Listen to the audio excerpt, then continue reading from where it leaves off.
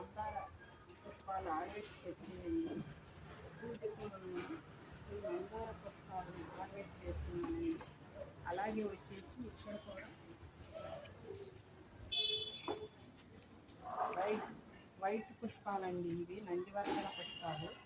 ఇవి కూడా హార్వెస్ట్కి వచ్చినాయండి.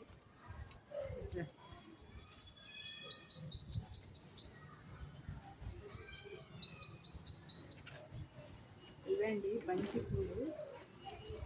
ఇవాళ హార్వెస్ట్ చేద్దామండి మనం. ఈ ఫ్లవర్స్ చెట్టుకు కూడా ఎండిపోయి ఉన్నాయండి.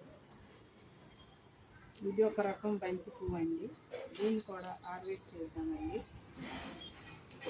చూడండి ఈ పూలు ఏ విధంగా మనకి మన గార్డెన్లో ఉన్నాయో. అలాగే ఇది గులాబీ కూడా హార్వెస్ట్ వచ్చిందండి. చూడండి ఈ విధంగా మనకి ఈరోజు మన గార్డెన్లో ఈ గులాబీ పూలు, బంతి పూలు, మందార పూలు, వైట్ నందివర్ధన పూలు హార్వెస్ట్ వచ్చినాయండి. అలాగే బిళ్ళగన్నేరు పూలు కూడా హార్వెస్ట్ వచ్చినాయండి. ఇది ఒక నందివర్ధన పూలండి. ఇవి కూడా ఇవి చిన్నగా మన గార్డెన్లో ఈరోజు హార్వెస్ట్ వచ్చినాయండి. అలాగే వచ్చేసి చామంతి పుష్పాలు కూడా ఈ విధంగా మన గార్డెన్లో హార్వెస్ట్ వచ్చినాయండి. చూడండి ఏ విధంగా మన గార్డెన్లో ఇన్ని పుష్పాలు ఈరోజు దేవుడికి పూజకి వస్తాయని నేను ఈ విధంగా హార్వెస్ట్ చేశానండి.